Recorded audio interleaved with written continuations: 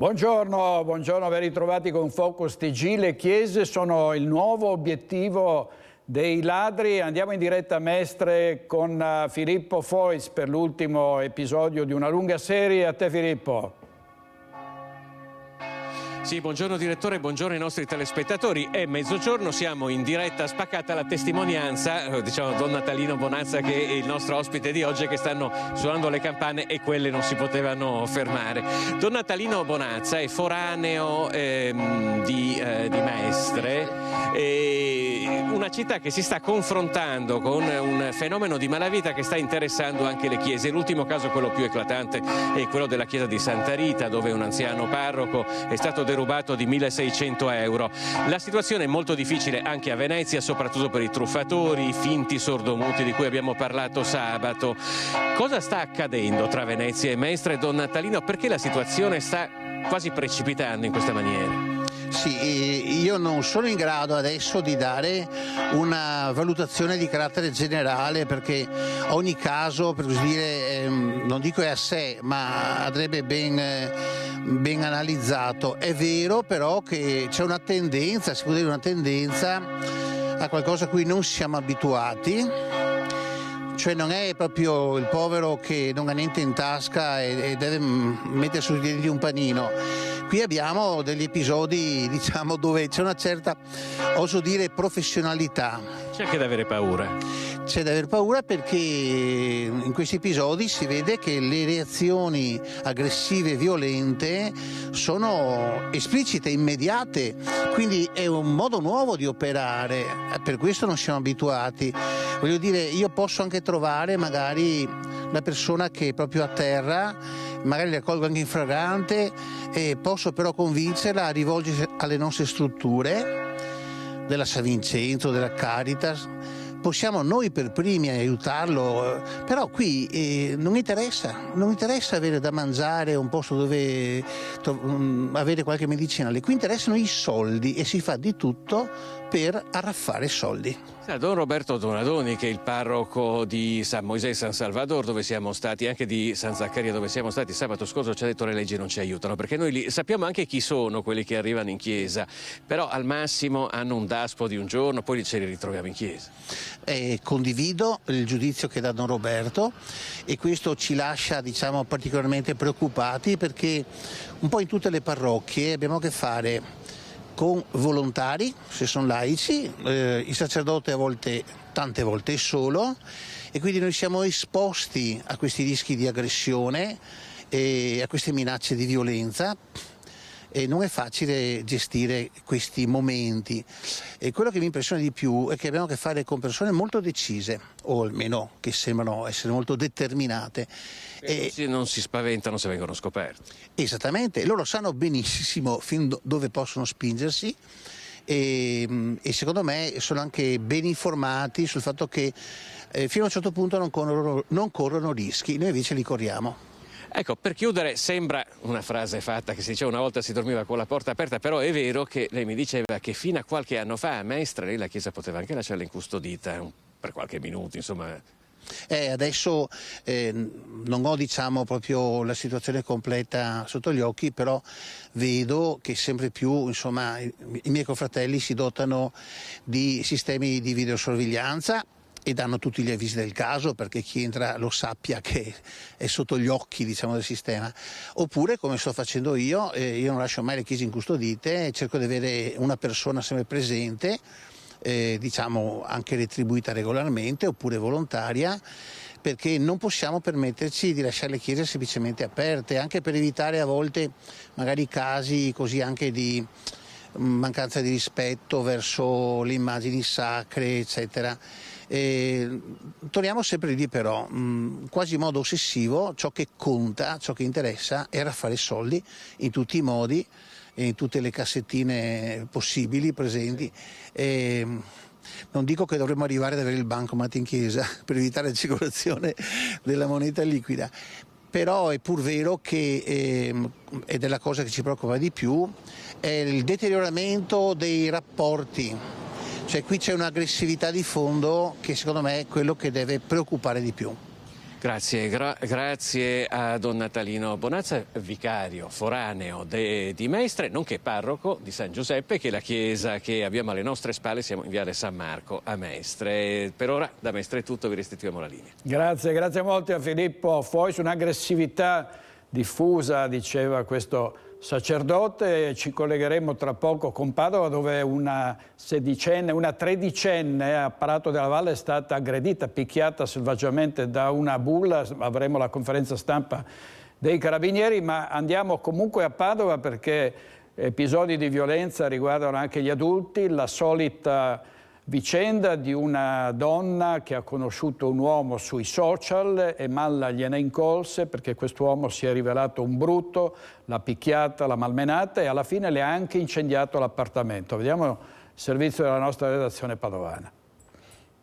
Si erano conosciuti qualche mese fa su un sito internet di incontri. Lei, 46 anni, della provincia di Padova, impiegata, nubile. Lui, 42, italiano, con precedenti per maltrattamenti ad altre donne e nel recente passato sottoposto all'affidamento in prova. Lo scorso lunedì la donna, a casa sua, dove da mesi viveva con il nuovo compagno, è stata aggredita con calci, schiaffi e pugni.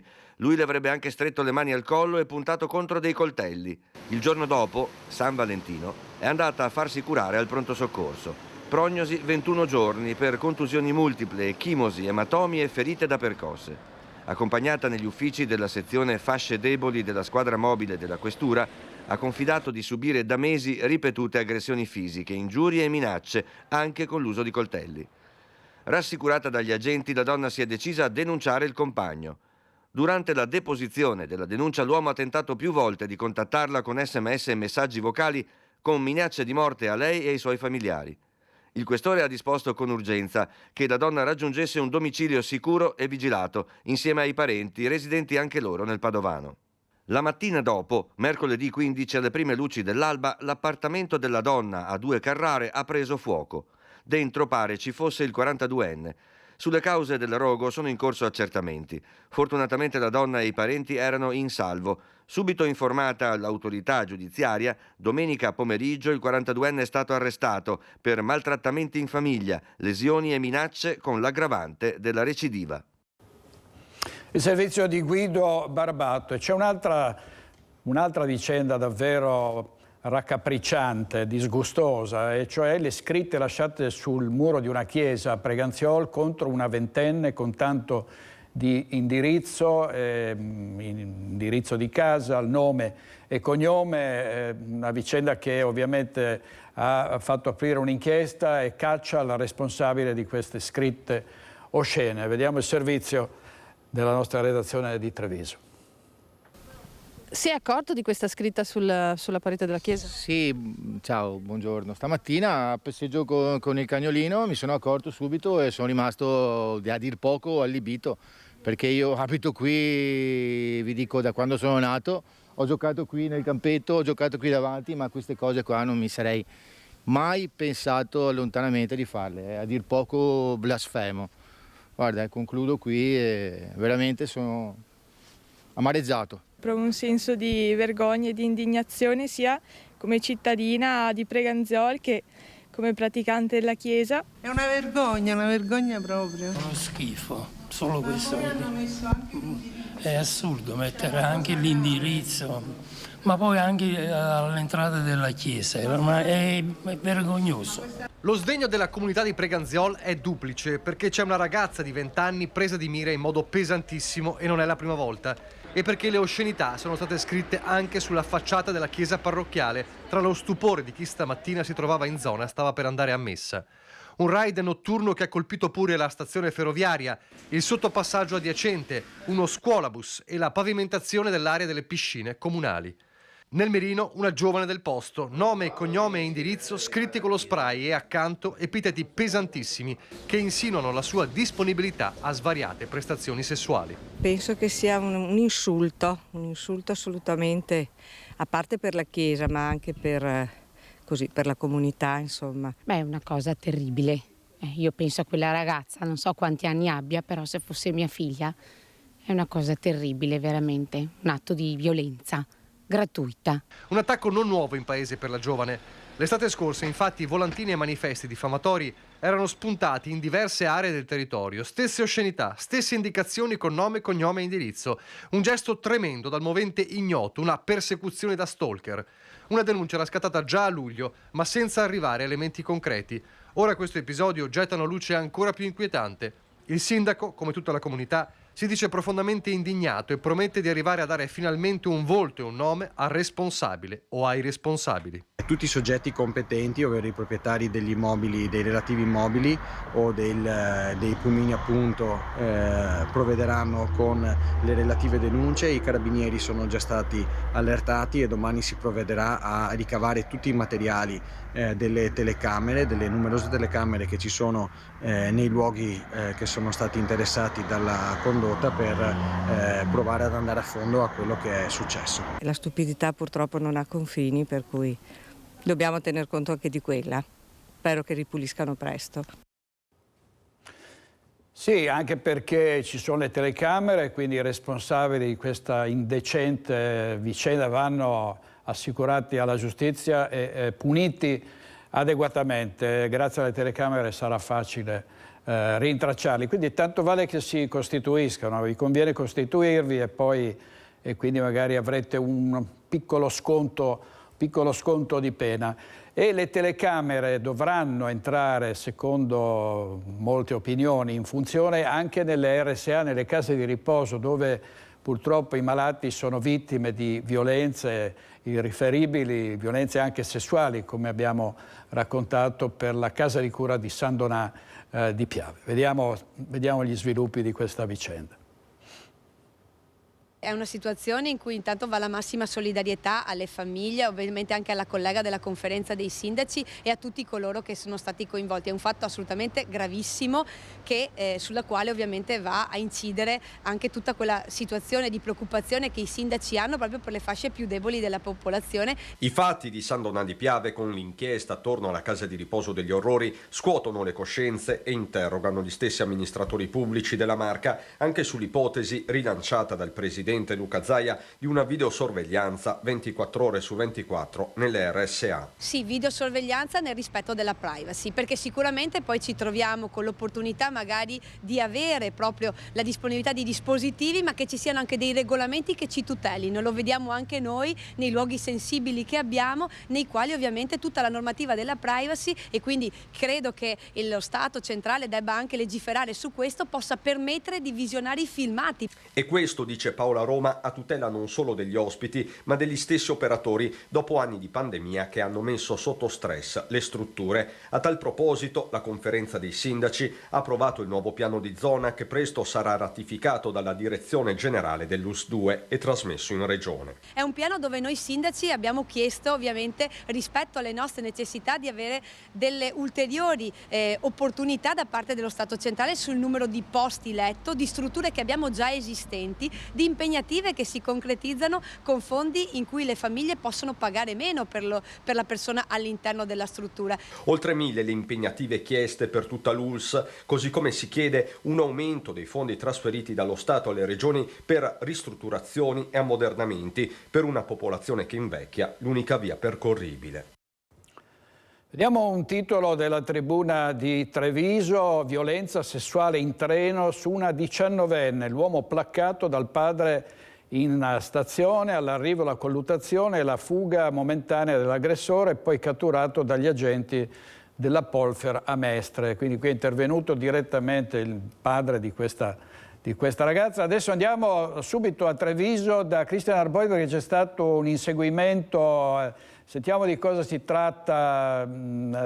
Cristian Arboi in diretta da Treviso. A te la linea, Cristian. Sì, direttore, buongiorno. Mi trovo in via Zensona di Piave con Nicoletta Rizzetto. Questi i segni della furia, della rapina che si è registrata poco più di mezz'ora fa qui in questa via, appunto via Zensona di Piave, all'interno di questo internet point, money transfer, molto frequentato ovviamente dagli stranieri di Treviso. Cos'è successo? Un uomo uomo, un ventenne, poco più che ventenne pare, di nazionalità bengalese, è entrato all'interno dell'Internet Point con un coltello e ha cominciato a inveire contro il proprietario. È stata una vera e propria furia. Non possiamo entrare in questo momento, direttore, perché sta arrivando la polizia scientifica. Ti posso dire, prima abbiamo messo dentro la testa, insomma è il caos. C'è una macchinetta del caffè praticamente a terra, perché qui dentro poi gli utenti vanno, prendono anche un caffè e poi fanno le loro operazioni, e lì è iniziata veramente la furia. All'interno c'è il figlio del proprietario, non so se ci può aprire, se ci può dire qualcosa. Abbiamo parlato con il fratello poco fa, il fratello che è stato portato in questura. Ecco, siamo ancora qua, perdonaci. Ti posso chiedere cos'è successo a tuo fratello poco fa, questa mattina? È venuto da un paesano dal Bangladesh e chiedeva soldi da mio fratello e non ha dato, e è andato a spaccare, e ha lanciato una bicicletta e ha spaccato tutto il vetro sua casa, anche lanciato un ferro grosso, venuto dopo un coltello, anche voleva uccidere a mio fratello. Lo voleva uccidere, quindi è stato minacciato anche di morte, tuo fratello? Sì, e poi qualcuno di noi è venuto a aiutare, dei miei paesani.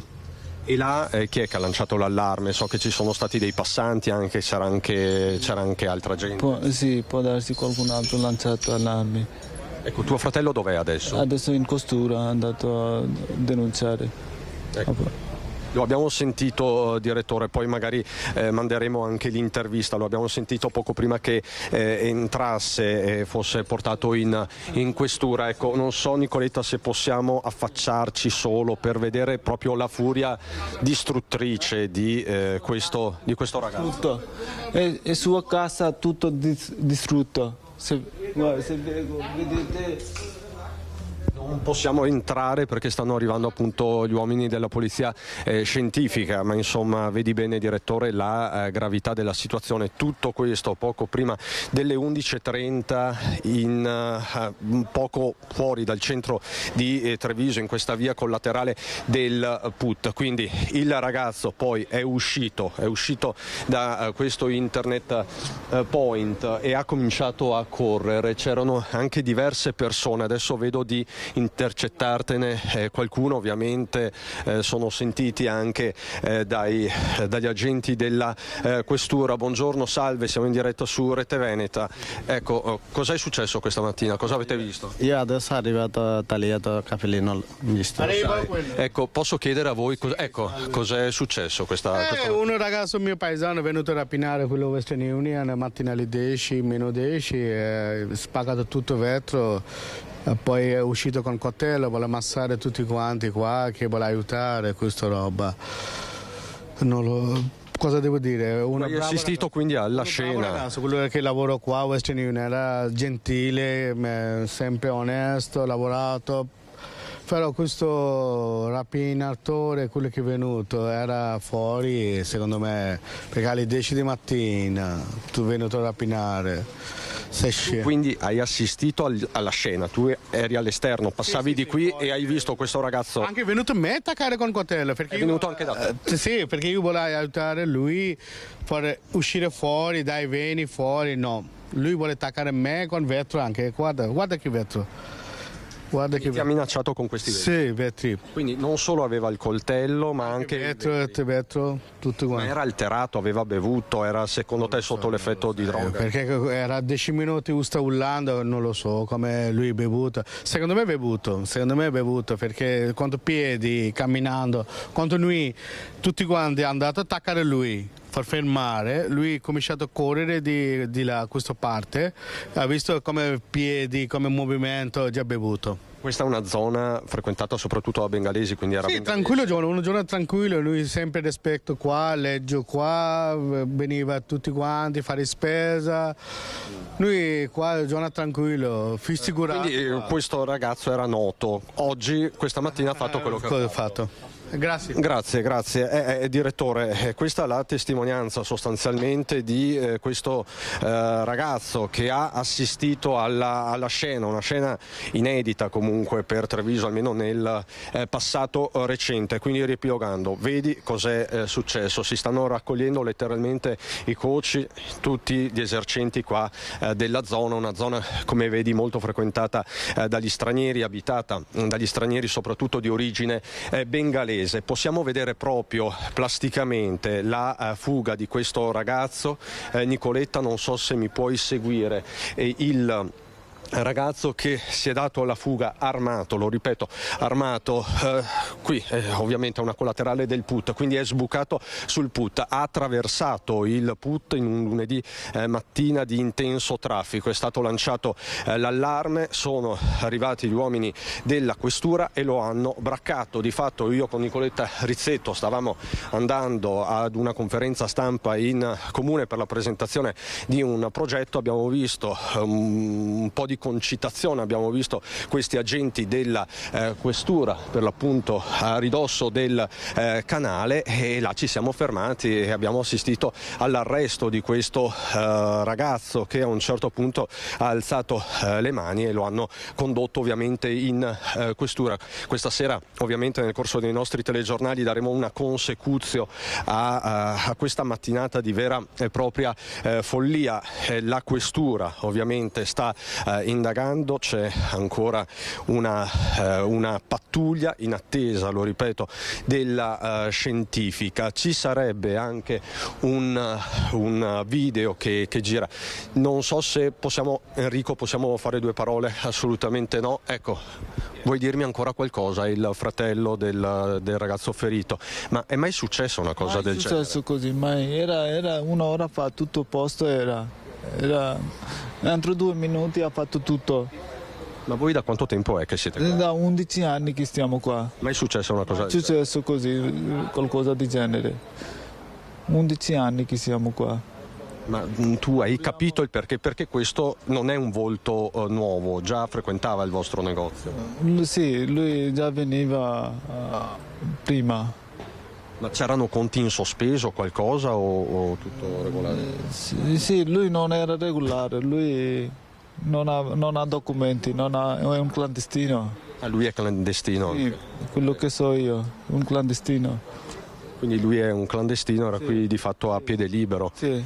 Ok. Ma e quindi di solito quando veniva qua cosa faceva? Beveva il caffè? Beveva il caffè, sì, fumava fuori, faceva i suoi. Però era tranquillo? Sì, era tranquillo, sì. Ma lavorava da qualche parte? No, non lavorava. Ma cosa faceva quindi? Girava, non so dove abitava, non conosco.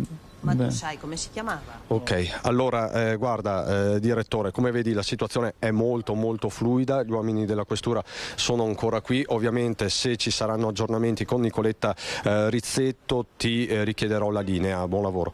Grazie molte Cristian, grazie a te, a Nicoletta Rizzetto. Questo succede alle nostre troupe, sono dirette in un punto, oggi c'era la presentazione di un progetto per l'ex caserma Salsa, improvvisamente siamo agli ordini della cronaca, c'è un fatto di cronaca e le troupe ovviamente cambiano subito la loro tabella di marcia. Grazie molte a Christian Arboit. Vediamo un altro blitz, in questo caso un blitz antiprostituzione a Malo. Vediamo il servizio. Malo, un centro massaggi è stato posto sotto sequestro dai carabinieri di Montecchio Maggiore, dando esecuzione al decreto emesso dal GIP del Tribunale di Vicenza. A gestirlo una cittadina cinese di 28 anni, già denunciata lo scorso anno per favoreggiamento e sfruttamento della prostituzione. I militari all'interno dei locali hanno trovato 2 donne di nazionalità cinese, una delle quali irregolare sul territorio nazionale. In regia questa mattina Francesco Ceron con Alberto Pivetta. Passiamo ad altro, voltiamo decisamente pagina. Ieri la festa del papà e siamo andati a trovare il padre di 7 figli a Preganziola. Vediamo. La vita è un lungo viaggio che richiede un gran coraggio, ma se tu mi dai la mano e cammini piano piano, io vedrai ti seguirò. Melania recita la poesia per la festa del papà, circondata da fratelli e sorelle. A casa Onorato, a San Trovaso, intorno alla tavola ci si ritrova in 9. Papà Davide, mamma Angela e i loro 7 figli. Alessandro. Elena. Valentino. Teresa. Federico. Melania. Michele. È una giornata di festa sicuramente, con tante occasioni di farmi gli auguri, insomma, dai. Me li gusto tutti quanti, soprattutto i più piccoli che le preparano a scuola. La quotidianità come si gestisce? Molti ci dicono, sarete super organizzati, invece no. Invece no, si fa il quotidiano, ci si alza, si va a scuola, ci si prepara. Su certe cose non ci si arriva, su altre sì. Ogni giorno non è tutto perfetto, ecco. Ci sono anche le difficoltà, le fatiche, le stanchezze, la poca voglia. A volte si mormora, però poi tutto rientra velocemente nella normalità della gioia. In una società che mette al mondo sempre meno figli, quella di Davide e Angela è una scelta controcorrente, supportata da fede e determinazione. Per una famiglia numerosa, questi figli è quello che ci riempie la giornata, che ci dà anche un senso poi a tutto. Si può essere meno organizzati, però magari si trovano più aiuti, si può sostenere l'uno all'altro e quindi poi sì, riusciamo sempre a cavarcela in qualche modo. È il genere di papà che vorresti essere? Sì, molti mi dicono che gli assomiglio e quindi io tante volte lo prendo come un complimento, diciamo. Papà, sei il tesoro più grande su cui potrò sempre contare. Auguri papà.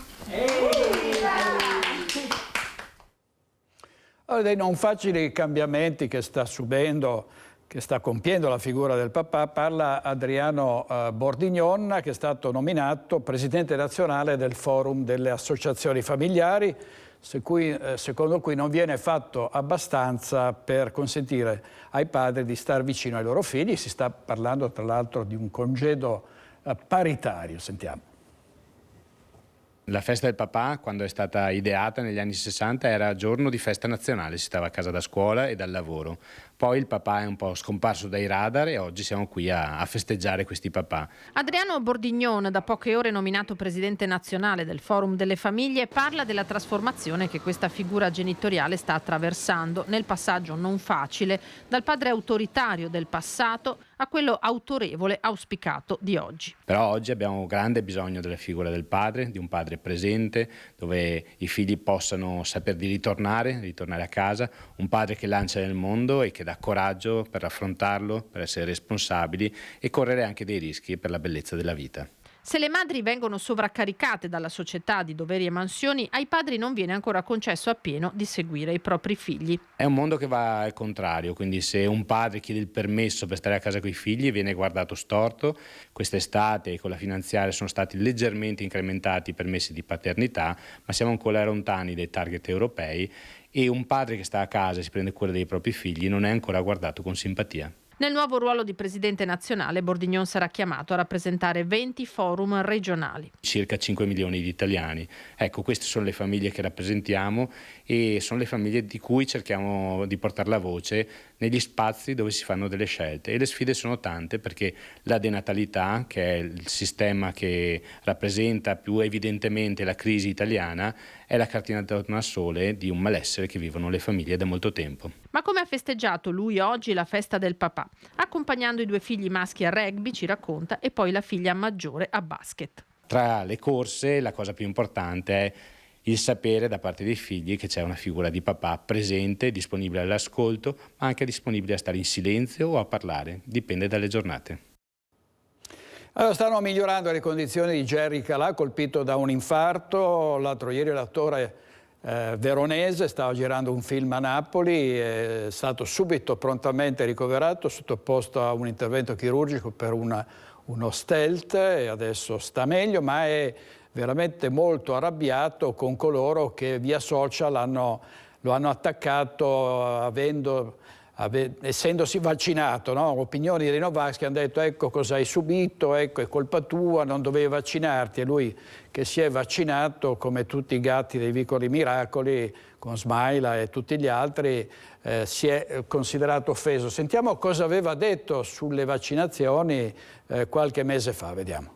Vaccino? Pronto, eccomi, ecco. Ah, non tocca ancora a me? Vabbè ragazzi, però sbrighiamoci, perché io mi voglio vaccinare al più presto, e mi raccomando, tutti ci dobbiamo vaccinare quando toccherà a noi. E io quel giorno dirò, e tanto che aspettavo un'occasione così, tac! Ecco, questo era Jerry Calà che simpaticamente commentava la sua intenzione di vaccinarsi, l'invito a vaccinarsi. Gli imbecilli sui social sono sempre presenti e hanno attribuito, no, essendo dei noti scienziati e ricercatori, hanno attribuito questo infarto alla vaccinazione. Questo succede in questo paese, no? Tutti salgono in cattedra, sono scienziati, sono virologi, sono commissari tecnici, sanno sempre che cosa succede in Ucraina, che cosa succederà la prossima calamità, non so, aspettiamo altre previsioni. Intanto sono 3 anni dal Covid, meno male che c'è stata la vaccinazione di massa e nella giornata nazionale ieri della memoria, in memoria delle vittime del Covid, ha parlato Manuela Turetta, figlia del secondo paziente veneto ucciso dal virus a Vo dopo Adriano Trevisan. Vediamo. Alle 7 di sera, mi ricordo, il 21 febbraio. Che mi hanno detto che che mio papà era positivo al coronavirus e che dovevo correre a casa perché un'ambulanza dell'ospedale di Padova di malattie infettive sarebbe venuta a prendere me e mia mamma. Qualche ora più tardi l'amico del padre di Manuela Turetta, Adriano Trevisan, diventerà la prima vittima ufficiale di Covid in Italia. Più che paura, smarrimento, cioè non sapevo in realtà cosa stesse succedendo, perché alla fine l'aveva sentito solo per i telegiornali di questo Covid in Cina. Poi tu pensi la Cina è lontana, quindi vabbè, non c'era un'allerta. Renato e Adriano erano amici di carte da gioco, il ritrovo al bar di Vo. Resisterà 2 settimane in ospedale con una polmonite bilaterale e morirà nel reparto di rianimazione. Da quel giorno Vo diventa, insieme ad alcuni comuni dell'Odigiano, la prima zona rossa d'Italia, un'intera comunità in quarantena, i confini presidiati dalle forze dell'ordine. Intanto il via vai di ambulanze dirette a Schiavonia è continuo, una scelta che salverà centinaia di persone, ne è convinta Manuela, che ha voluto commentare a 3 anni di distanza i numeri di Bergamo. Perché magari se avessero chiuso tutto come Vo, magari tante vite, non so, dico io, dopo non si sa. Però se avessero chiuso come Vo, magari qualcuno si sarebbe salvato in più. 2 anni dopo il Covid toccò anche a lei e alla sua famiglia. Hanno superato il contagio grazie al vaccino. Il sacrificio del papà non è stato inutile, ci dice. La speranza oggi è che il Covid possa dirsi veramente sconfitto. Che si possa trovare una via d'uscita, ecco, cioè che non muoiano più persone, appunto. Manuela Turetta intervistata da Anna De Roberto. Andiamo in pubblicità un paio di minuti e poi torniamo. State con noi con Focus TG.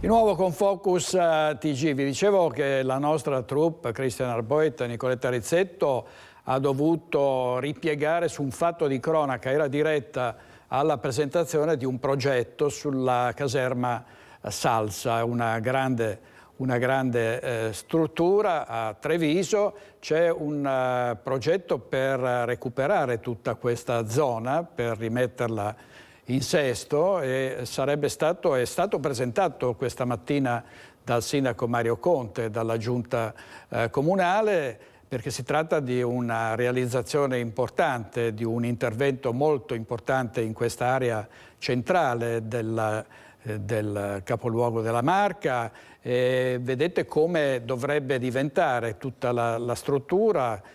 Sono stati presentati i rendering questa mattina e quindi si tratta di un'operazione di cui vi daremo conto in tutti i dettagli questa sera nei nostri telegiornali, sulle nostre reti. Una struttura che è abbandonata da molti anni e che anche in base a quanto sta accadendo con il PNRR, con tante risorse che arrivano anche a Treviso, sarà ovviamente ristrutturata. qui vediamo ancora delle immagini del rendering, così diventerà questo enorme complesso di edifici che viene così restituito alla comunità trevigiana. Allora, vediamo intanto immagini da Marghera, tratte dal Corriere del Veneto. Si stanno tentando di rimettere in sesto anche gli ex cantieri, gli ex edifici Krall a Marghera. Sono edifici fatiscenti. Vediamo, sentiamo. Eliminare il degrado, portando alla riqualificazione di queste aree in stato di abbandono che sono state lasciate lì nel tempo, e di favorire i rimpatri delle persone irregolari nel territorio. La maggior parte di questi soggetti che troviamo all'interno di questi stabili o aree sono sprovvisti di documenti.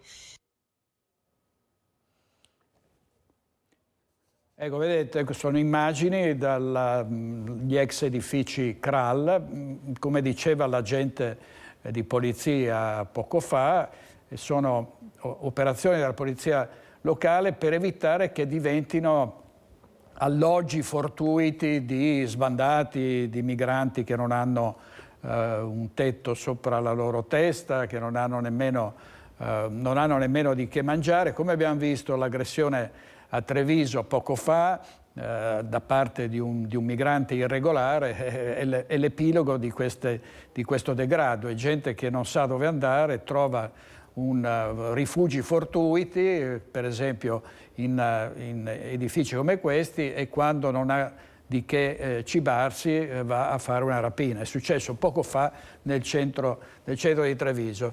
Sono previsti in Italia 100.000 migranti irregolari, ed è altra cosa perché sono persone con le carte in regole, si tratta spesso di personale qualificato che verrà assunto nelle nostre imprese.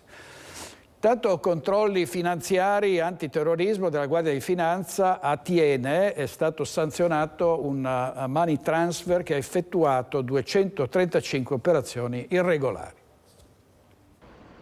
Thiene, sanzioni per oltre 1,5 milioni di euro inflitte dalla Guardia di Finanza di Vicenza a carico di un titolare, di un dipendente di un money transfer e a 187 clienti che hanno effettuato operazioni di trasferimento di denaro irregolare all'estero.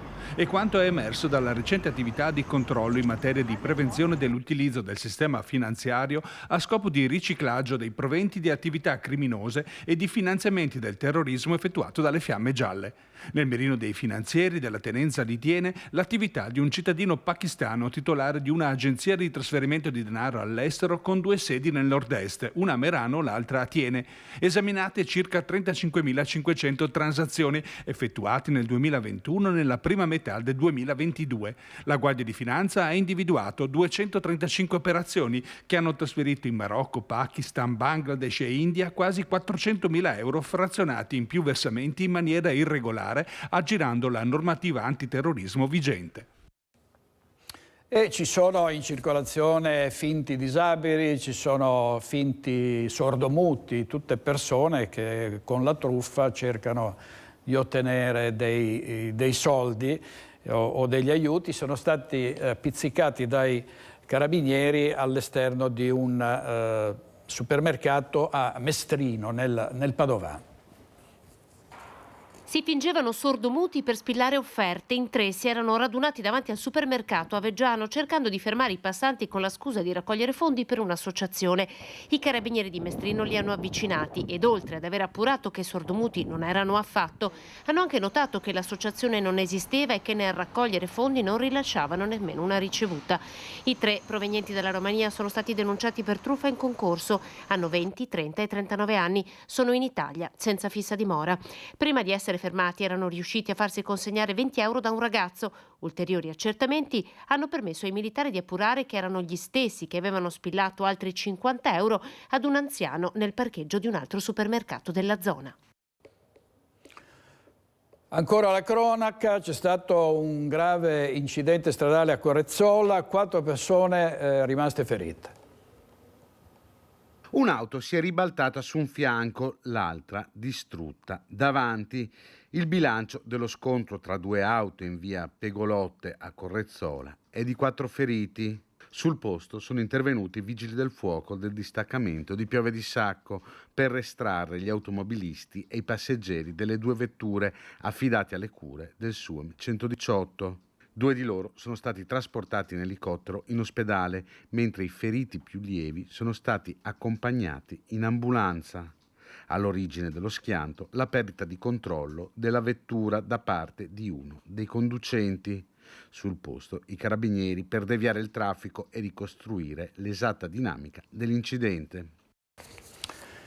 Allora, questo è l'incidente, vediamo un altro servizio adesso sul furto di pellet da parte di un dipendente infedele. Vediamo. I carabinieri lo hanno sorpreso in piena notte mentre stava caricando nella sua auto alcuni sacchi di pellet. Un 50enne residente a San Giorgio delle Pertiche è stato arrestato in flagranza mentre stava rubando il materiale dal magazzino dell'azienda per cui lavora. Il dipendente infedele è stato pizzicato durante un controllo dei militari dell'Arma di Cittadella nella zona industriale di Carmignano di Brenta per prevenire i furti nelle ditte. L'uomo, dipendente dell'azienda, aveva caricato in auto 37 sacchi di pellet. Gli uomini dell'Arma hanno poi perquisito la sua abitazione ritrovando bancali per il valore di 40.000 euro. Immediatamente è stato avvisato il titolare dell'azienda che era all'oscuro di tutto. Il 50enne è stato denunciato anche per ricettazione. Il materiale sequestrato è stato riconsegnato al legittimo proprietario. Servizio di Francesco Rattaglia. Andiamo a Bassano del Grappa, dove c'è un contenzioso, c'è un contrasto tra i quartieri ed il comune sul verde pubblico. Vediamo perché. Semaforo rosso sul verde pubblico, continue fumate grigie dagli incontri con il comune e i quartieri sono neri di rabbia. A Bassano ne capitano proprio di tutti i colori. Cosa succede? Succede che l'operato di un centinaio di volontari che tenevano puliti e pettinati i parchi nei quartieri è fermo dalla fine dell'anno. Ne avevamo parlato con i cittadini solo qualche giorno fa, quando una residente ci aveva segnalato una situazione di degrado nel parco Tarcisio Frigo.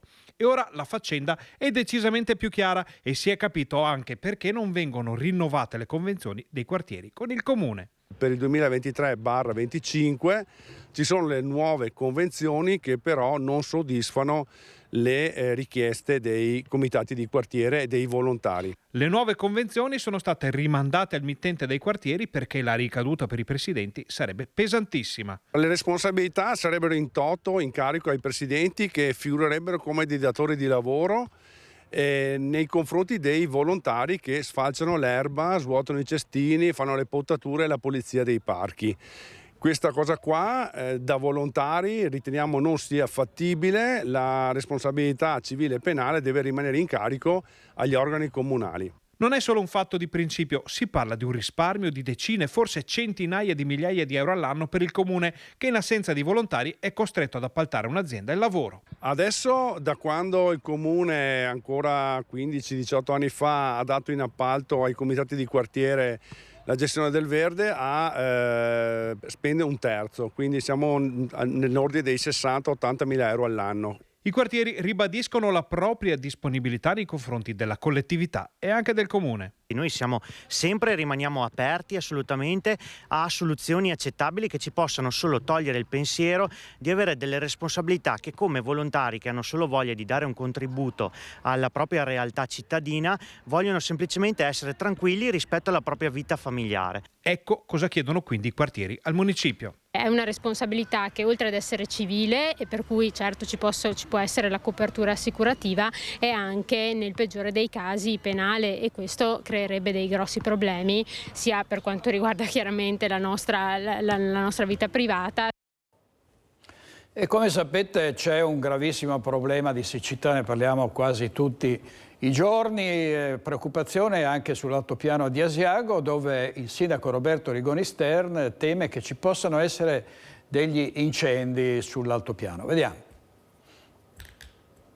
La crisi idrica sta colpendo in modo durissimo il Veneto. Ma se l'agricoltura della Pedemontana piange, la montagna non ride di certo.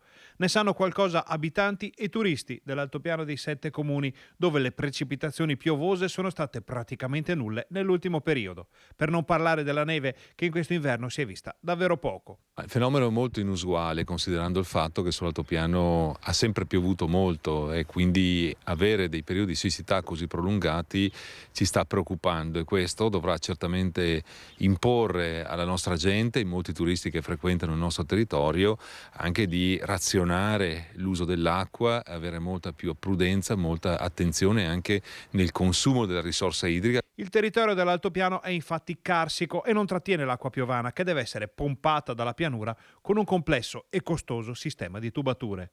Ma non è solo la siccità a far paura a sindaci e residenti. È chiaro che questo deve anche porre l'attenzione su quelli che sono i rischi di incendio, che inevitabilmente possono manifestarsi in un periodo di grande siccità, ma anche di secchezza, perché le nostre foreste, i nostri boschi stanno risentendo dell'assenza di precipitazioni. Quindi questo implica notevole maggiore attenzione da parte dei nostri cittadini e dei turisti. L'enorme patrimonio boschivo dell'altopiano, tanto caro a scrittori come Mario Rigoni Stern, è a rischio. Noi abbiamo un patrimonio immenso fatto di foreste, di boschi, un valore inestimabile, e non possiamo pensare che ci possano essere delle condizioni tali da poter anche determinare l'innesco di incendi che potrebbero propagarsi su gran parte della nostra montagna. Quindi quello che noi auspichiamo è che scendano presto precipitazioni piovose e che possano porre rimedio a questa situazione veramente anomala.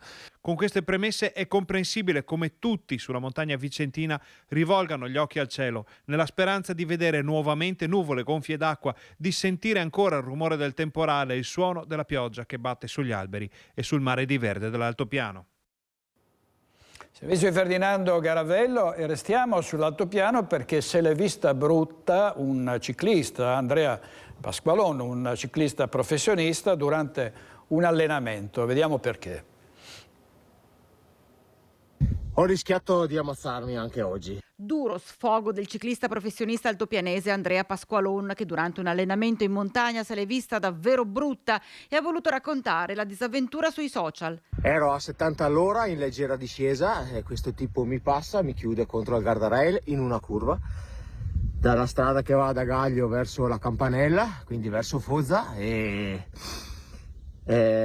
vado a prendere il tipo, lo fermo e gli dico: ti rendi conto di cosa hai fatto? E lui mi dice: voi ciclisti siete una manica di imbecilli, dovete stare in parte. Questa cosa mi dispiace molto. Mi sono fermato perché voglio far riflettere che, ragazzi, non potete prenderla in questo modo, non potete prenderla con i ciclisti. Se siete arrabbiati, se avete problemi a casa, non potete ammazzare la gente.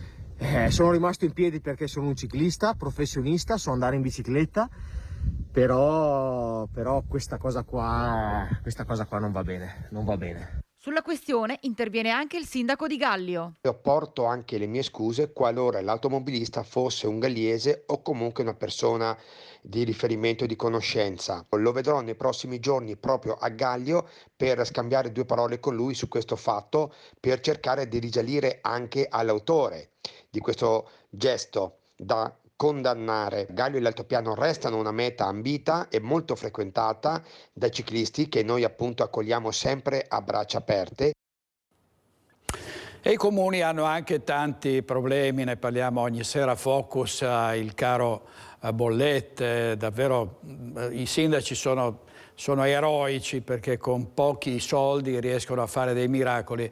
Ma l'altro problema dei comuni è che non trovano dipendenti. Pensate che ci sono 100 comuni veneti che cercano disperatamente del personale e ci sarà presto un maxi bando per assunzioni rapide. Vediamo.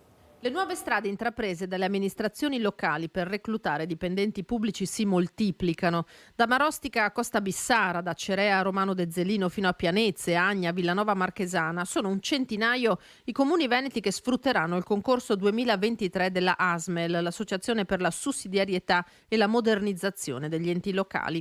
Maxi avvisi pubblicati il 7 marzo e in scadenza il 22, così da formare elenchi validi per 3 anni o comunque fino all'assunzione a tempo indeterminato dei candidati. Ma cosa più importante, i comuni potranno chiamare direttamente gli iscritti e fare entrare in servizio l'interessato in sole 5 settimane.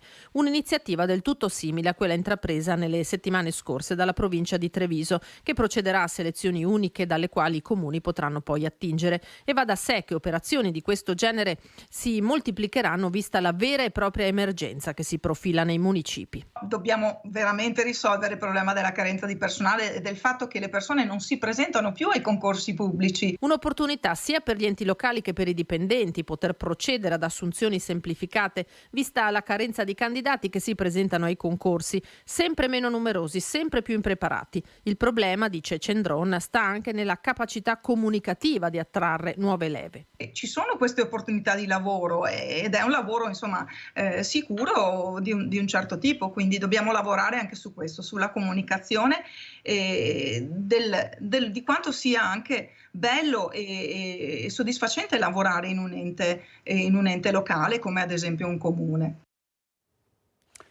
E torniamo a Bassano del Grappa perché c'è una polemica che dura ormai da tempo, cioè quella sul cibo sintetico. Avrete letto sui giornali, si parla di polvere di grilli, gli insetti, le bistecche sintetiche, solo vegano, anti-vegano. Insomma, sul cibo sintetico abbiamo sentito il parere dei cittadini. Sentiamo.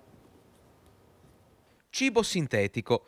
Coldiretti ha da tempo intrapreso una campagna in difesa della genuinità dei prodotti locali e della filiera agroalimentare, ma all'orizzonte le sagome di bistecche sintetiche e cibi preparati in laboratorio si fanno via via più definite. Noi abbiamo chiesto ai bassanesi cosa ne pensano. Per me non esiste, non è neanche giusto poi. Contrari dunque anche solo all'acquisto? Esattamente, certamente sì. Certamente sì, già quello normale è pieno di prodotti conservanti eccetera, che ci fanno male. Quindi insomma si difende la genuinità dei prodotti? Effettivamente sì. Contrario, per carità, qua bisogna mangiare sano se vogliamo mantenerci in forma. La vediamo in forma, la vediamo fare spesa al mercato, quindi un motivo in più per difendere insomma la genuinità dei nostri prodotti. Tutta roba genuina. Chilometro zero è naturale. Esattamente. Favorevole o contrario al cibo sintetico? Contrario. Sono pugliese, quindi diciamo tradizione pugliese. Il cibo è come quello che fa la mamma, non come quello che si vende così. Contrario, mi spiace. Come mai? Per il sapore, per il gusto, perché è fresco, appena raccolto, tutto questo. Cibo sintetico no. Cibo sintetico, favorevole o contraria? Contraria. Come mai? Perché io amo le cose naturali, sono molto ecologica e mi piace mangiare bene a chilometro zero, e anche se poi nella vita non lo sai, può succederti di tutto. Sì, allora vediamo cosa sta succedendo dopo l'approvazione da parte del Parlamento europeo di disposizioni per avere case green. Pensate che sarebbero interessate 11 milioni di edifici in Italia, e quindi il governo ha protestato, ha chiesto che i tempi siano più lunghi e che si trovino delle alternative. Vediamo cosa dice la CNA del Veneto su questo. Entro il 2023 tutti gli edifici residenziali dovranno essere portati in classe energetica D. Dal 2028 ogni nuovo edificio privato dovrà essere realizzato ad emissioni zero e dal 2026 se ad uso pubblico. Questo quanto previsto dalla direttiva Casa Green sull'efficientamento energetico degli edifici proposta dalla Commissione europea e approvata dal Parlamento europeo.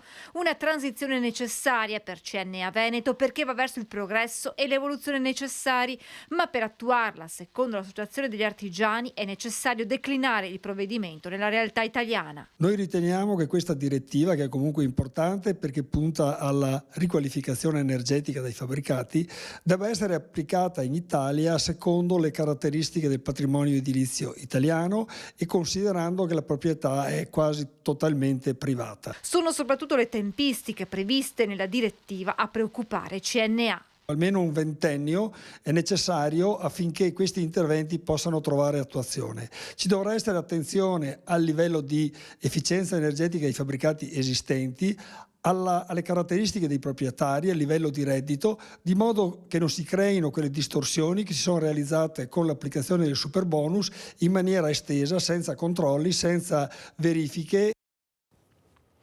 Allora, a Treviso la popolarissima, ma con annesse polemiche dei commercianti che dicono troppe corse in città con il centro chiuso e quindi con danni per la nostra attività. La 106esima popolarissima, 110 anni di storia della Trevigiani, il tempo ci ha dato una mano, speriamo di poter andare sul gradino più alto e viva il ciclismo e viva la Trevigiani. Il presidente della Trevigiani, Renato Barzi, ha appena dato il via insieme al sindaco Mario Conte da Porta San Tommaso alla 106esima edizione della Popolarissima, un serpentone di 150 corridori impegnati in un circuito cittadino che ha imposto divieti di sosta ed accesso, con più di qualche mugugno tra i commercianti. La camiceria in pescheria ha deciso addirittura di tenere chiuso, affiggendo un avviso alla porta con tanto di messaggio al comune: se non ci mettete in condizione di lavorare è dura. Ogni manifestazione porta con sé qualche disagio, bisogna trovare un punto di equilibrio tra le esigenze dei commercianti, dei residenti, dei turisti e di coloro che vogliono vivere la città all'insegna dello sport, e questo punto di equilibrio lo si trova dialogando e non certo protestando o appendendo cartelli e tenendo chiuse le proprie attività. Davanti a quel negozio oggi c'erano centinaia di persone che passeggiavano nonostante la manifestazione, quindi forse insomma è stata una protesta un po' troppo frettolosa. Qualcuno protesta, magari qualcuno che non ha vissuto sempre tutti questi eventi e non ha vissuto magari la città e proprio la piazza nostra. Però poi quando vedono la gente, l'ammasso, la passione, l'entusiasmo, la grinta che ci mettono i protagonisti che sono i corridori, questo poi si dimenticano, perché sono eventi che portano molto bene alla città. Di attività commerciali vittime di poca comunicazione e disagi parla in un post Andrea Penzo Aiello, già presidente di Veneto Imprese Unite e in lista alle comunali per il terzo polo. Capisco i disagi, però capisco anche che manifestazioni come queste sono importanti per far conoscere la nostra città. Allora, in Veneto nel 2022 sono state 1333 le persone recuperate dal soccorso alpino regionale. Alcune di loro sono state travolte dalle valanghe, salvate dall'immediatezza e dal coordinamento dei soccorritori. È importantissimo intervenire subito. Avete visto che c'è stata una valanga anche a Courmayeur ieri con due vittime. Vediamo il servizio della nostra redazione di Treviso. Allora, vado io. Trovato in un buco, via Repervie, tempo di seppellimento circa 20 minuti. In arresto cardiocircolatorio, torace comprimibile, via Repervie. Iniziamo la rianimazione, già avvisata la centrale per invio elicottero.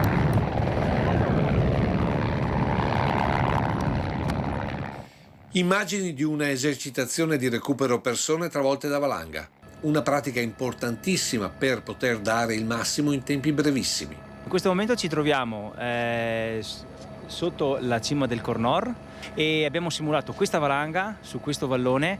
Abbiamo un travolto che è già stato estratto, abbiamo le sentinelle a monte per controllare nel caso ci fossero altri stacchi di valanga, e altri operatori stanno operando sul secondo travolto che è stato appena trovato e stanno dirigendo per estrarlo e poi procedere alle fasi di rianimazione se serve o l'estricamento e quant'altro. Un piccolo esercito all'opera che deve essere perfettamente coordinato perché ogni minuto è prezioso per salvare vite travolte dalle valanghe. Abbiamo 17 persone che stanno operando in questo momento in valanga, abbiamo una sanitaria che in questo momento sta facendo le manovre di districamento e di massaggio cardiaco e gli altri volontari che stanno operando sulla valanga. Abbiamo un tecnico regionale che sta monitorando un po' quello che facciamo per vedere se facciamo degli errori, appunto essendo una simulazione. Attività di preparazione voluta, controllata e sostenuta costantemente dalla Regione Veneto, anche con un elicottero dedicato. Siamo in condizioni assolutamente estreme e loro svolgono questo tipo di attività quotidianamente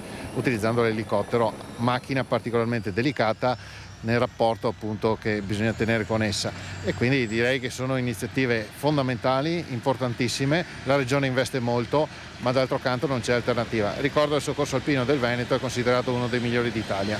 Dai professionisti del soccorso alpino le raccomandazioni per tutti gli appassionati di montagna. Organizzare bene la gita prima, sia d'inverno che d'estate, e non andare mai da soli, mai, sempre in due, perché succede qualsiasi cosa, e essere preparati per qualsiasi evenienza, quindi delle condizioni meteo, la gita che si va a fare e la difficoltà dei sentieri.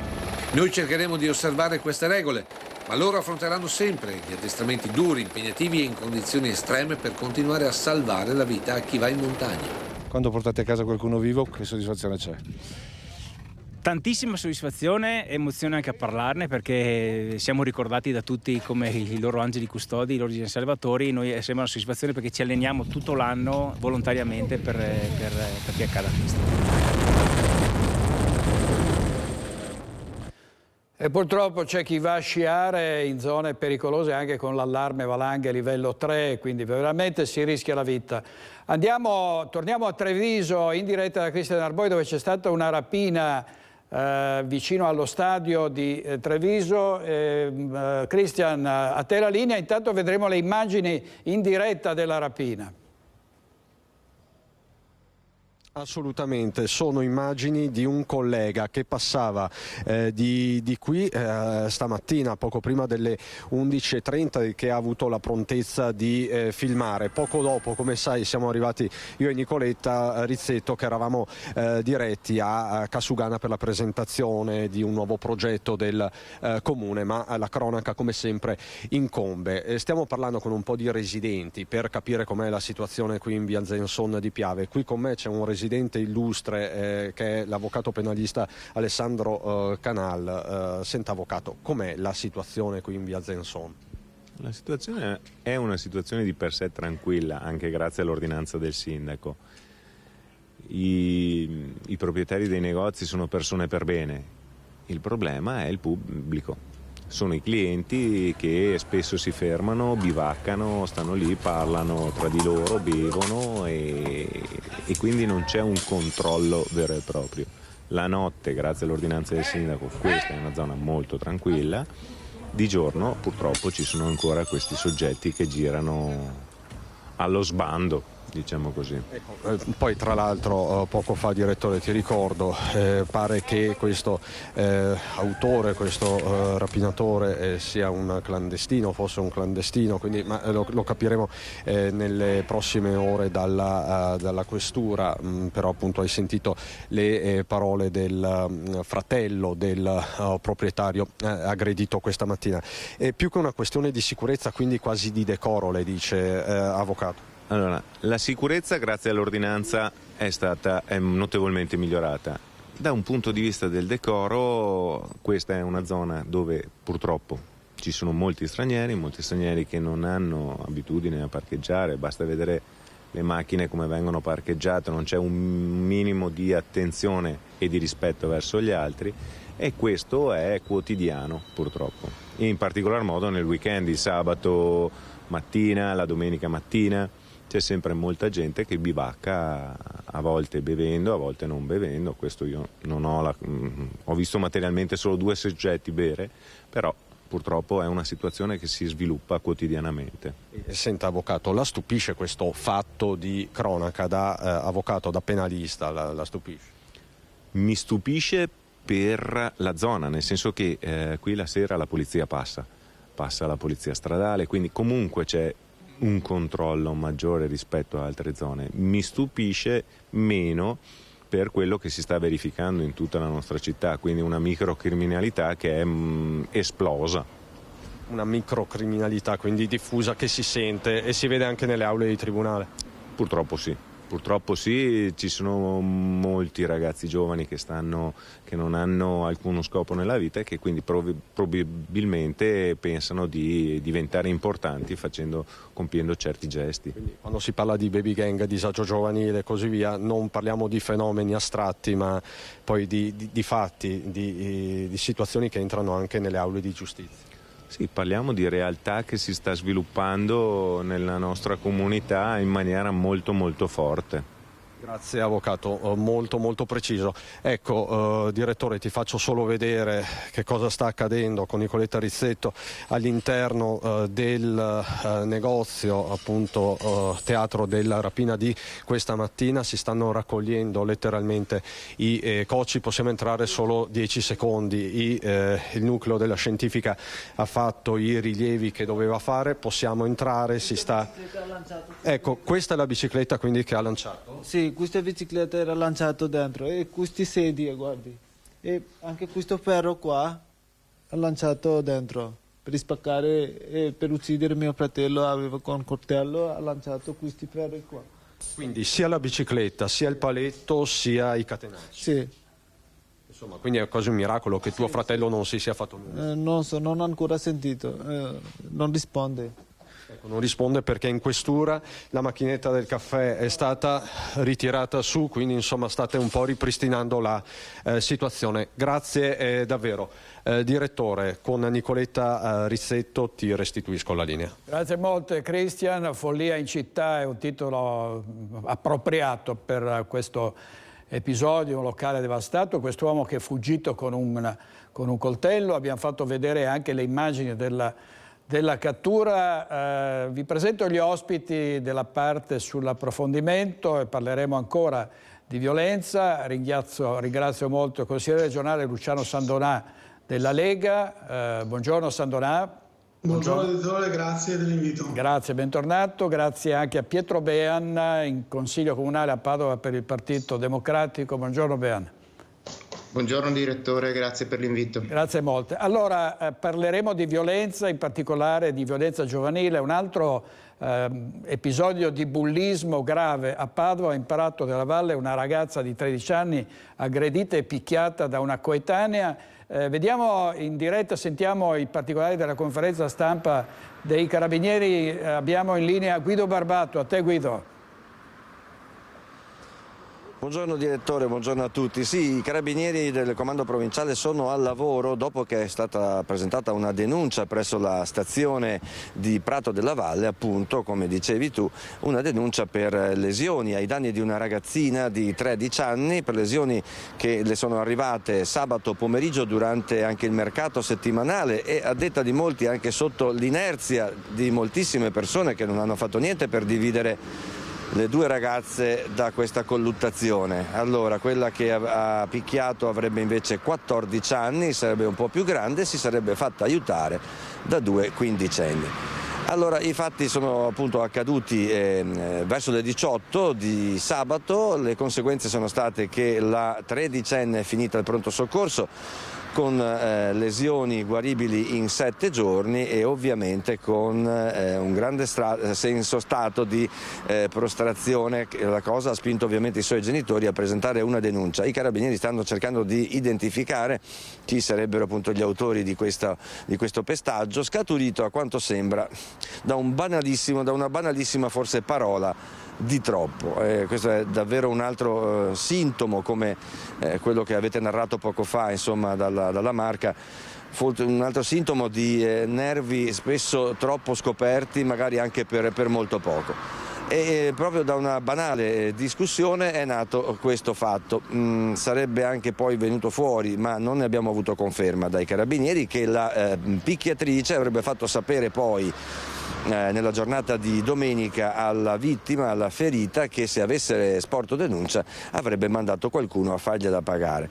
E avanti così. Questa forse è un po' la terminologia. Possiamo dire anche che le due ragazze minorenni, più che minorenni, risiedono e frequentano una scuola media di un comune della cintura urbana che al momento non è stato ancora rivelato, e che il sindaco di quel comune abbia disposto una sorta di vigilanza presso la scuola media di quel comune, che è un comune piuttosto vasto, ma una sola scuola media e 3 scuole primarie nelle frazioni, e perciò c'è una sorta di grande attenzione da parte delle forze dell'ordine per il fenomeno che ricorderete in provincia di Padova, anzi sempre nella cintura urbana, veramente ad Albignasego alla fine di gennaio portò ad altre risse e ferite tra ragazzi minorenni all'altezza di un centro commerciale ad Albignasego, con il pestaggio anche dei genitori di una delle ragazze che era stata colpita da una coetanea.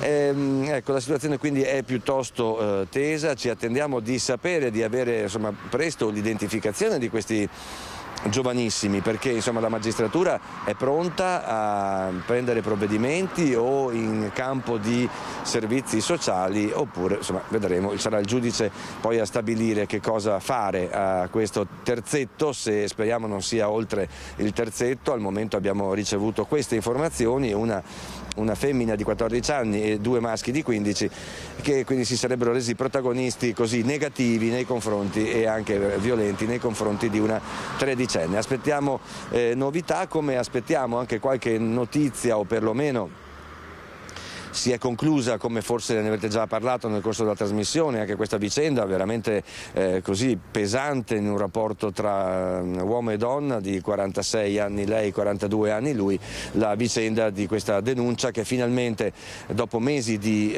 violenze una 42enne padovana ha sporto alla questura di Padova. La questura di Padova l'ha portata in un luogo protetto con alcuni suoi familiari, e il giorno dopo è successo che l'appartamento dove conviveva con il suo compagno, che lei ha denunciato, è andato a fuoco in quella di 2 Carrare, non molto distante dal capoluogo. Speriamo bene che queste cose, che sono le forze dell'ordine, spesso in maniera anche copiosa, prendersene carico. Linea a te, direttore. Grazie a Guido Barbato in diretta da Padova. Allora torniamo dai nostri ospiti, Luciano Sandonà e Pietro Bean. Sandonà in Consiglio regionale con la Lega, sentiremo tra poco il presidente Zaia invocare misure molto più severe nei confronti di chi compie gesti di bullismo. Si parla di multe ai genitori, Zaia propone i lavori sociali, cosa ne pensa? Zaia ha proposto anche i lavori sociali della persona che ha bullizzato nei confronti della scuola, o direttamente anche delle persone offese. Anche questa potrebbe essere un'idea, un'iniziativa molto interessante. Io penso che il fenomeno, come ha detto anche il nostro Presidente, è un fenomeno gravissimo, è un fenomeno in continua crescita, fa parte sicuramente della nostra società moderna, perché nelle scuole ma anche nei luoghi pubblici dove si ritrovano i giovani, e ricordiamo purtroppo anche i giovanissimi, avvengono degli atti che poi ledono in maniera indelebile la persona che poi viene colpita da questi bulli. Molto spesso non serve minimizzare, non serve nascondere la testa sotto la sabbia, bisogna dirci le cose come stanno, anche perché probabilmente tutto questo è la punta di un iceberg, è una minima parte di quello che succede normalmente, che purtroppo anche nelle nostre zone, e abbiamo visto riguarda anche non solo la città di Padova, la cintura, ma anche i paesi della periferia, della provincia, del nostro Veneto. È un fenomeno purtroppo generalizzato, molto spesso riguarda, anzi in moltissimi casi riguarda figli di stranieri, figli di persone che sono venute a abitare in Italia, sono diventate magari italiane da qualche anno, vivono, magari lavorano qui, e riguarda certe determinate categorie di persone. Ora, e chi nega queste cose qua, chi dice che non è così, evidentemente, non dico che ha una parte di responsabilità, ma poi occorre affrontare il problema alla radice, a fondo, altrimenti poi il problema crescerà, come come crescerà, lo notiamo anche in altri paesi europei. Queste persone che sono i bulli da giovani potrebbero diventare i delinquenti più avanti, o le persone che delinquono abitualmente. Quindi serve dalla società come la nostra delle lezioni anche severe con i figli. Allora vedo Pietro Bean che scuote la testa, c'è anche il fattore però della vigliaccheria, no? Di chi aggredisce una persona sola in gruppo. In questo caso erano 3 contro 1, ma abbiamo avuto casi di 10, 20 contro una sola vittima, no Bean?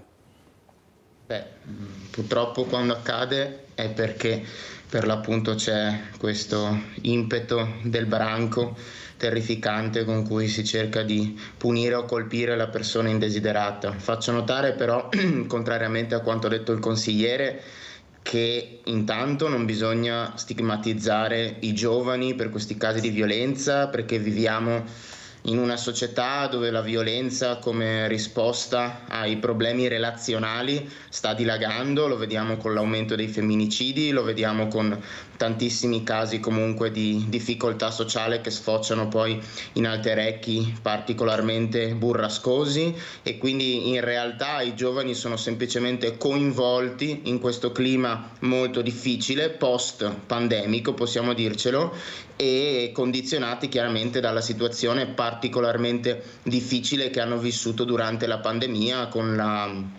difficoltà di imparare normalmente a scuola, con la difficoltà ad aggregarsi e tutte cose che già sappiamo. Se questo è il problema per i giovani o per gli studenti, le studentesse, i giovanissimi che ogni tanto nella loro comunità scolastica soffrono, vivono casi di bullismo, la soluzione, mi dispiace dirlo, non può essere quella securitaria, punitiva, di dire di aumentare le pene anche per i genitori che non educano o per gli stessi ragazzi, perché intanto quando si parla di lavori socialmente utili, cioè di quelle sanzioni per cui si mettono i bulli o i colpevoli di bullismo a lavorare socialmente per la scuola, queste cose ci sono già, si fanno già da moltissimo tempo.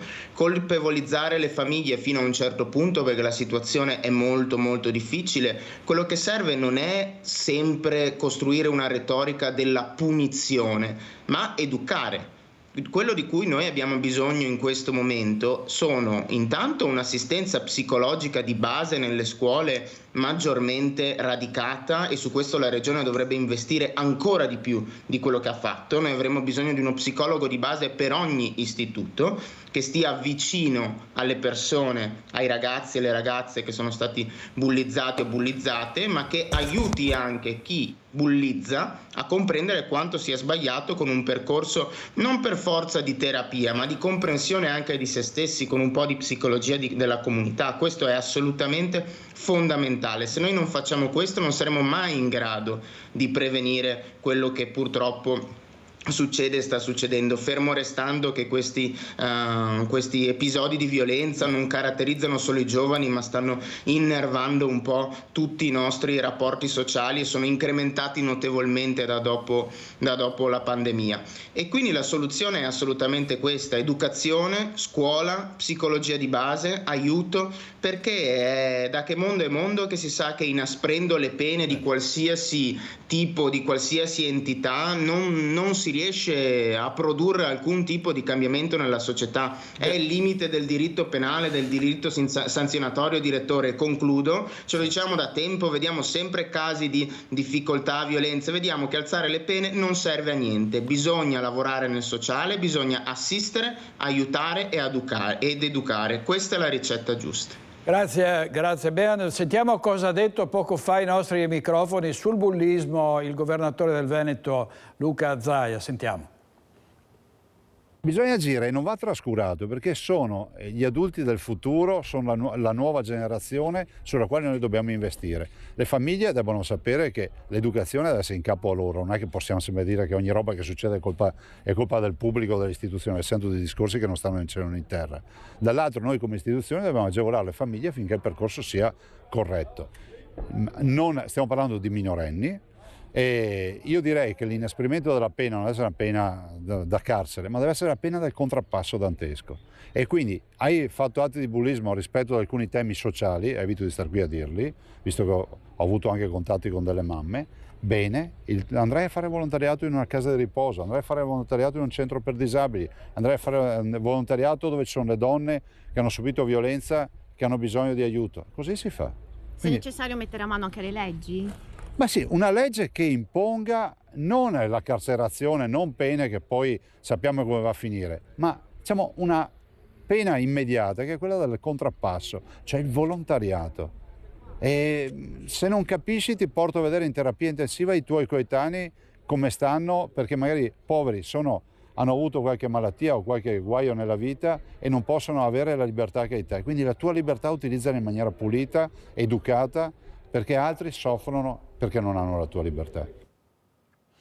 E questo era il presidente Zaia, il regista oggi a Focus TG Francesco Ceron, con lui Alberto Pivetta. Andiamo in pubblicità, pochissimi minuti, e poi torniamo con Luciano Sandonà e Pietro Bean ancora e chiudiamo con il bullismo. A tra poco.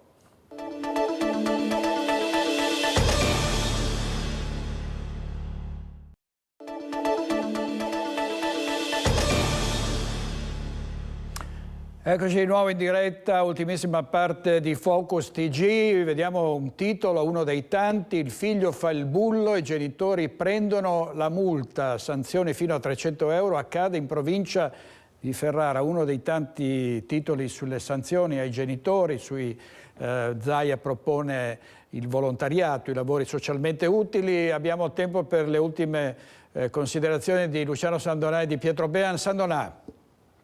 Siamo già detti tutti, il problema è grave, occorre affrontarlo in maniera decisa. La proposta naturalmente di Zaia ci trova perfettamente d'accordo, abbiamo sentito anche volontariato non solo con alcuni lavori socialmente utili propriamente detto, ma anche volontariato per esempio in ospedale, rendersi conto per esempio delle sofferenze purtroppo di qualche loro coetaneo, di persone che in questo momento sono meno fortunate. Tutto questo può dare un aiuto a queste persone, a questi ragazzi e ragazzini che non trovano di meglio che fare delle violenze nei confronti di loro coetanei. Poi sono violenze che quando sono fatte in branco, in gruppo, anche molto folto, aumentano anche di intensità e di grado, creando sicuramente delle forme poi che rimangono indelebili nelle vittime e in coloro che le subiscono. Grazie Sandonà.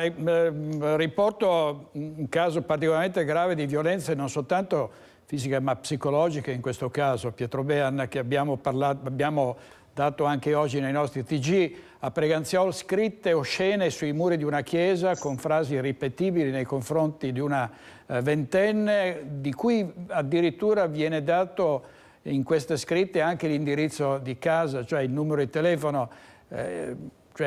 Io spero che i responsabili attraverso le telecamere siano identificati. In questi casi non ritiene che la ricetta della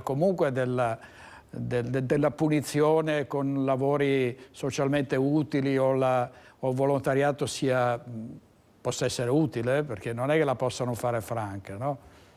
Se sul bullismo ci siamo già detti tutto, devo dire che il caso di Preganziolo, che ho visto prima guardando il vostro TG e che mi ha lasciato sinceramente allibito, è però un'altra cosa anche più grave.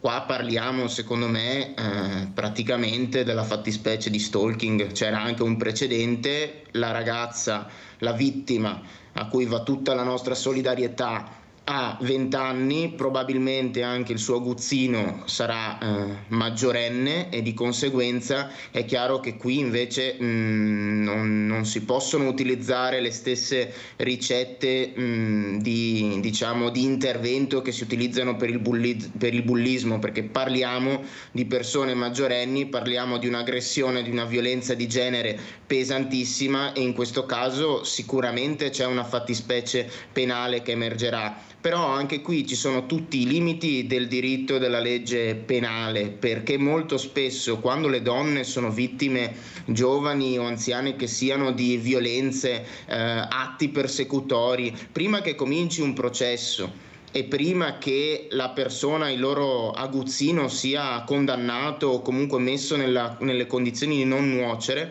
passa molto tempo. Quindi io raccomando alle forze dell'ordine, se mi è concesso, con tutto anche il ringraziamento che facciamo loro per il lavoro che svolgono ogni giorno, di comunque tenere d'occhio queste situazioni, perché la cosa più importante quando parliamo di stalking, di violenza di genere, non è fermare sempre, non è per forza fermare e punire il colpevole, ma è proteggere la vittima. Questa è la priorità in assoluto. Noi colpiamo il colpevole, lo condanniamo, lo portiamo a processo, perché dobbiamo tutelare le donne, dobbiamo tutelare una persona che rischia violenza e rischia aggressione. Questa è sempre e comunque la priorità. Quindi auspico che prima ancora di rintracciare per l'appunto il colpevole con le telecamere, la ragazza abbia tutta la solidarietà da parte delle istituzioni, da parte della comunità, e che possa sentirsi in questo momento molto difficile protetta e assolutamente non minacciata in alcun modo. Questa è la cosa più importante in assoluto, perché prima vanno sempre i diritti delle persone. Bene, grazie molte a Pietro Beane, in Consiglio Comunale a Padova, e al consigliere per il Partito Democratico e al consigliere regionale della Lega Luciano Sandonà. Grazie a entrambi. A presto, buon lavoro e vi salutiamo. Grazie a tutti per averci seguito. Stasera ci vediamo a Focus alle 21:15, domani di nuovo con Focus TG a mezzogiorno. Buona giornata, grazie.